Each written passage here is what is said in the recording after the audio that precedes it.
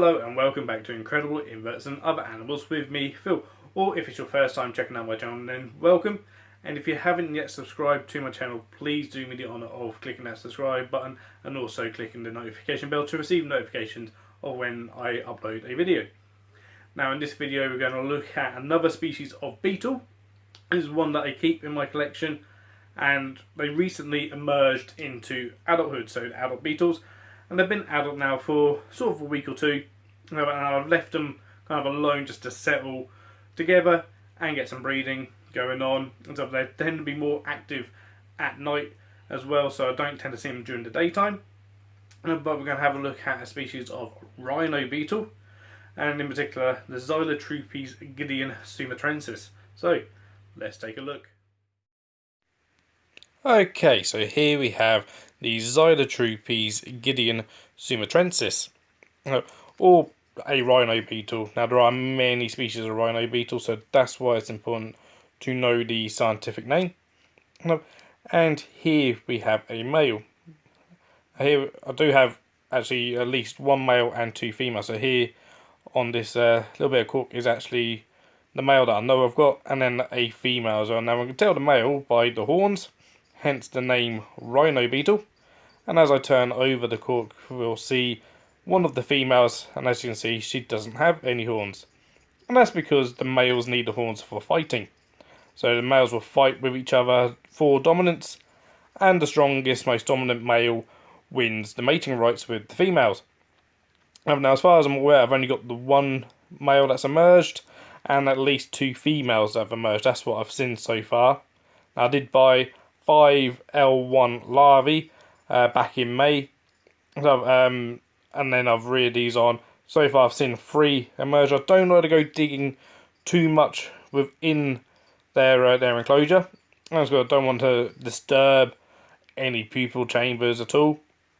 So and that's because they aren't always necessarily the strongest in this species, their pupal chambers, so they can be quite easily sort of destroyed.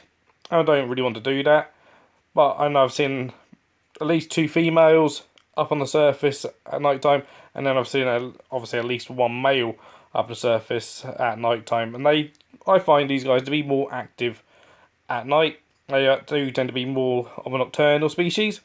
But as a rhino beetle, these are probably the easiest species to look after, to rear. And so, like many fruit-eating beetle species, you want a nice deep substrate of rotten deciduous wood and rotten deciduous leaves, so things like oak and beech. And so I've also used shiitake mushroom blocks in here as well. And I say that seemed to do the larvae really well. They've grown quite nicely. It's taken around sort of 7 months to get adults. Adults don't necessarily live particularly long. Hopefully these guys will live sort of 4 to 6 months. Hopefully. So I'm feeding them on, as you can see here, these are beetle jellies. And they will eat soft fruits as well. So things like banana, mango, apple, also things like that. But I do find the beetle jellies do really help, especially the darker, the brown sugar flavour. Rhino beetles always seem to love that flavour quite a lot. And then providing that you got a male and female, they will breed. Now these guys come from Southeast Asia. They're sometimes called the Thai fighting beetle. That's because of the fact that the male, like this one digging down here, they will fight with those horns. And so they are sometimes used in fights, and sort of high bets can be placed on them as well. So it does mean they are bred a lot for this purpose over in Southeast Asia. Obviously here in the UK, we don't breed them really for fighting. So we breed them because we absolutely love the look of the species. So this is probably, I think, it's the first time I've actually successfully kind of matured the species. So this is pretty much my first time raising them from L1 grubs right up to adulthood. The grubs were fantastic that I got from the insect farm, and I'll put a link down in the description to those guys. They are fantastic for beetle stuff. And I was very glad to get adults. And here you can see the product of adults. This is a rhino beetle egg. So this is just the first one that I've found. Okay, well I hope you enjoyed that look at those rhino beetles. and hopefully you'll agree with me. As with all species, they are absolutely amazing little things. These guys, if you're looking into rhino beetles or want to keep rhino beetles, this is probably the best species to start off with. They're not the biggest of rhino beetles, they're decent size still, and they are sort of relatively more simple to keep compared to others.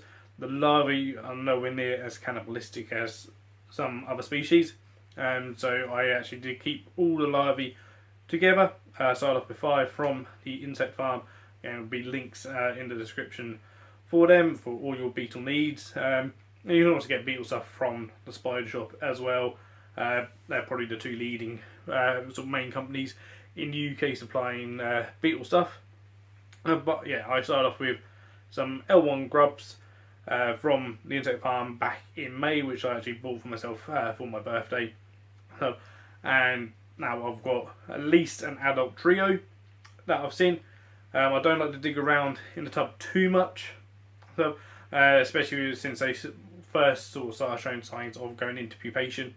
So I know I've got at least 2 females and 1 male, and as we saw in the video, I've now got eggs. So I showed you 1 egg, I saw at least 10 eggs today, so that's great. I've got the next generation coming on, so look out for updates with the rhino beetles of when we first see larvae, which hopefully I'll start seeing L1 larvae in the next few weeks.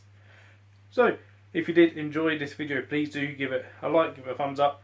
Please do leave some comments down below. Are you looking into getting rhino beetles? Do you keep rhino beetles? So what species do you keep? Do you keep other beetles? What inverts do you keep? I'd love to know. Okay, if you haven't yet, please do subscribe to the channel. We're almost at 150 subscribers, which is just amazing. I never thought I'd even get to 100, so to be almost at 150, brilliant. And also please do hit that bell for notifications. I upload currently every Sunday. So until next Sunday, I'll see you later. Have a good week. Goodbye.